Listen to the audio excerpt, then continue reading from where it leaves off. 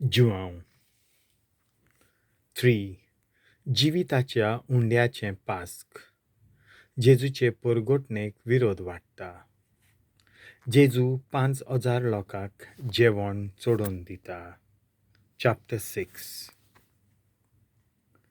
मागीर जेजू गालिल्याच्या व टायबिरियासाच्या दोर्याचे पोलतोडी गेलो आनी लोकांची उरपोंच ताचे फाटल्यान गेली, कित्याक पिडेवंतां खातीर तो कोत्तालो त्यो खुणा तांणी देखलोल्यो. जेजू दोंगरात चोडलो आनी आपल्या शिसां सांगाती थंय बसलो. जुडेवांचो पास्क उत्सव लागीं पावलोलो. आपले दोळे उखलून आनी लोकांची व्हड उरपोंज आपणाशी येता ती पळोवन ताणें फिलिपाक म्हणलें, ह्या लोकांक खावंक दिवंक खंयचे म्हूण आमी उंडे घेवचे? ताची परिक्षा करून ताणें हें म्हणलें, कित्याक आपूण कितें कोत्तलो आसलो तें तो बरो जाणो आसलो. फिलिपान ताका जबाब दिलो, एकल्याक इल्लोसो कुडको पडटलो जाल्यार 200 दिनारांचे उंडे तांकां पावचे नात. ताच्या शिसां मदल्या एकल्यान आंद्रे सिमांव पेद्रूच्या भावान ताका म्हणलें, हांगासर कोण एकल्या भुरग्या लागीं 5 उंडे आनी 2 मासल्यो आसात, पूण इतल्या लोकांक हें खंय पावता? जेजून म्हणलें, लोकांक बसयात. ते सुवातेर जायतें तोंड आसलें म्हणटच लोक बसलो. दादलेच सुमार 5,000 आसले. तेन्ना जेजून उंडे घेतले आनी देवाक दिनवासून बसलोल्यांक ते वांटले. तेच परी मासल्योय वांटल्यो. तांकां जाय तितलें वांटून दिलें आनी तीं दादोशी जातोच ताणें आपल्या शिसांक म्हणलें, कुडके उरल्यात ते एकठांय करात, कांयच इबाड जावं न्हय. देखून तांचें खावन जातोच जोवाच्या 5 उंड्यांचे उरलोले कुडके तांणी एकठांय केले आनी अश्यो 12 पांटल्यो भरल्यो.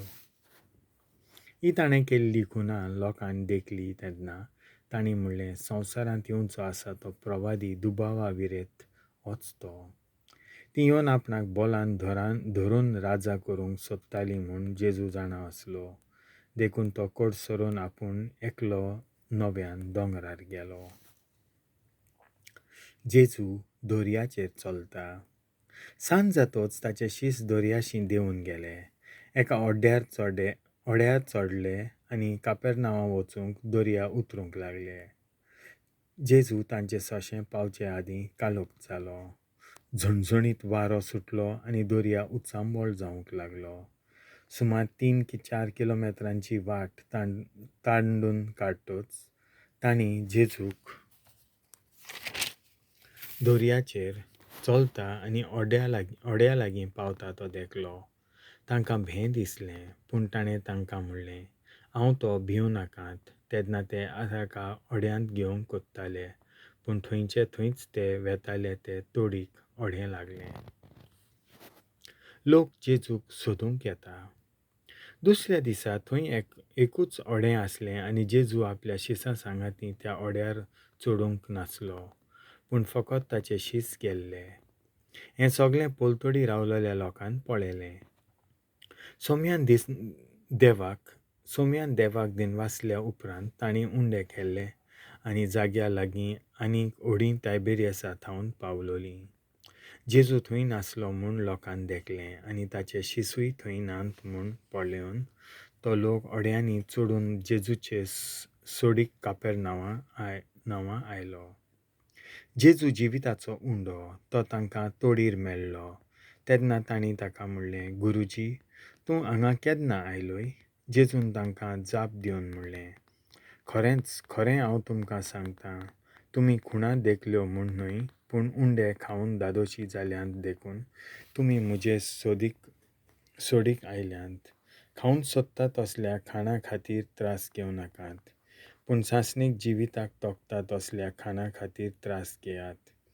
असलें खाण मनशाचो पूत तुमकां दितलो, कारण बापान खूद देवान ताचेर आपलो शिक्को मारला. तेन्ना तांणी ताका म्हणलें, देवाक जाय तसलीं कामां करूंक आमी कितें करचें? जेजून तांकां म्हणलें, जाका देवान धाडला ताचेर भावार्थ दवरात. हेंच तें देवाक जाय तें काम.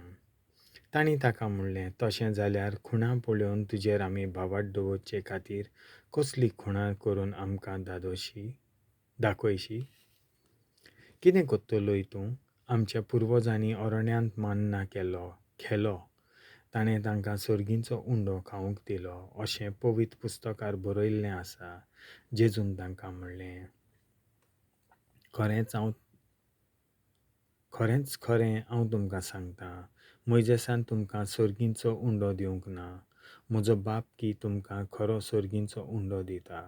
कित्याक जो स्वर्गार थावन देंवता आनी संवसाराक जिवीत दिता तोच देवाचो उंडो. तांणी ताका म्हणलें, सायबा, हो उंडो आमकां सदां दी. जेजून तांकां म्हणलें, हांव जिविताचो उंडो. म्हजेशीं येतात तांकां कदींच भूक लागची ना आनी म्हजेर भावार्थ दवरतात तांकां कदींच तान लागची ना. पूण हांवें तुमकां अशें सांगलां, तुमी म्हाका देखला, तरी म्हजेर तुमी भावार्थ दवरिनात. म्हजो बाप म्हाका दिता तीं सगळीं म्हजेशीं येतलीं आनी म्हजेशीं येतात तांकां हांव परो घालचो ना.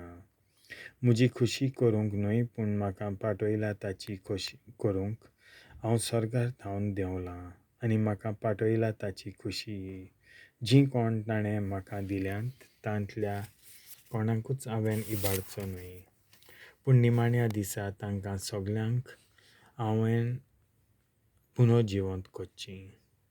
हीच ती म्हज्या बापाची खुशी. जीं कोण पुताक पळयतात आनी ताचेर भावार्थ ठेवतात तांकां सगळ्यांक सासणीक जिवीत मेळचें आनी निमाण्या दिसा हांवें तांकां पुनर्जिवंत करचीं.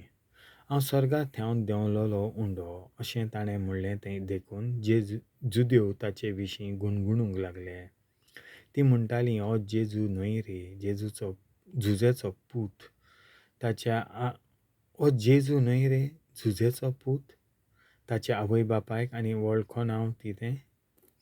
हांव स्वर्गार थावन देंवलां अशें ताच्यान कशें म्हणूं येता? जेजून तांकां जाप दिवन म्हणलें, तुमचेच मोदें गुणगुणू नाकात. बापान म्हाका धाडला आनी ताणें कोणाक म्हजेशीं ओडून हाडल्या शिवाय कोणाच्यानूच म्हजेशीं येवंक जायना. आनी म्हजेशीं येतोल्यांक हांव निमाण्या दिसा पुनर्जिवंत करतलों.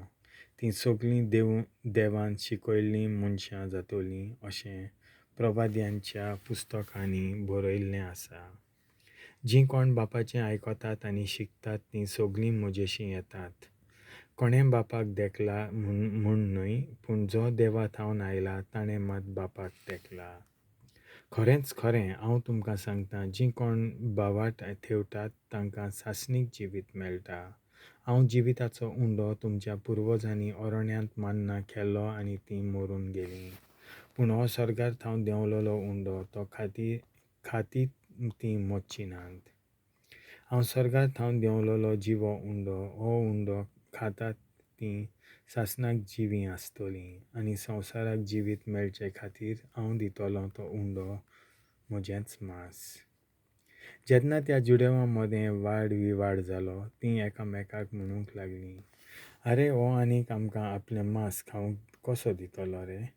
देखून जेजून तांकां म्हणलें, खरेंच खरें हांव तुमकां सांगतां, तुमी मनशाच्या पुताचें मांस खेल्या बगर आनी ताचें रगत पियेल्या शिवाय तुमचें सवें जिवीत आसूं नजो.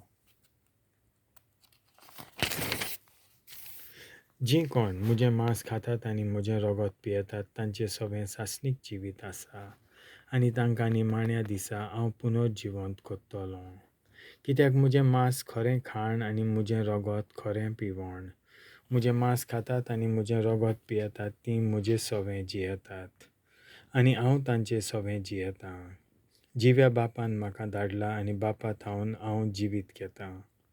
तशेंच म्हाका खातात तीं म्हजे थावन जिवीत घेतलीं. हो स्वर्गार थावन देंवलोलो उंडो. तुमच्या पुर्वजांनी खेलो तसलो हो उंडो न्हय. तीं मरून गेलीं. हो उंडो खातात तीं सासणाक जिवीत आसतलीं. हें ताणें कापेरनावाच्या देवस्थानांत शिकोवन दितना म्हणलें. सासणीक जिविताचीं उतरां. हें आयकून ताच्या शिसांतल्या जायत्या जाणांनी म्हणलें, तो सांगता तें कठीण लागता. कोणाच्यान तसलें आयकूंक घेवंक जायत? आपले शीस अशें गुणगुणटात म्हूण आपणा भितर जाणो जावन जेजून तांकां म्हणलें, हें मानून घेवंक तुमकां जोड लागता आनी मनशाच्या पुताक पयलो आसलो थंय चडटाना तुमी देखशात जाल्यार तेन्ना कितें म्हणटल्यात तुमी? आत्मो की जीव दिता, मांस कित्याकूच उपकारना. तुमकां हांव उलयलां तीं उतरां आत्मो आनी जिवीत. पूण तुमचें मोदें भावार्थ धरिनात तसलीं कांय जाणां आसात. कोण कोण भावार्थ धरचीं नासलीं आनी कोण आपलो घात घेतलो आसलो तें जेजू पयलींच थावन जाणो आसलो. आनी ताणें म्हणलें, देखूनच हांवें अशें सांगलां, बापान हें देणें फावो केल्या बगर कोणूच म्हजेशीं येवंक शकना. ह्या उपरांत ताच्या शिसांतलीं जायतीं जाणां कड सरून गेलीं आनी ताच्या सांगाता आनीक भोंवना जालीं. जेजून 12 जाणांक म्हणलें, तुमीय वचूंक सोदतात बी? सिमांव पेद्रून ताका जबाब दिलो, सायबा, कोणाशी म्हूण वेतले आमी? तुजीं उतरां सासणीक जिविताचीं आनी भावार्थ दवरता आनी तूं देवान संस्कारलेलो म्हूण आमकां खात्री जाल्या. जेजून तांकां जबाब दिलो, तुमकां 12 जाणांक हांवें वेंचून काडल्यात की ना? तरी तुमचे मदलो एकलो देंवसार, सिमांव इस्कारियोताचो पूत जुडास, हाचे विशीं ताणें अशें म्हणलें, कित्याक हो 12 एकलो जावनूय ताचो घात घेतलो आसलो.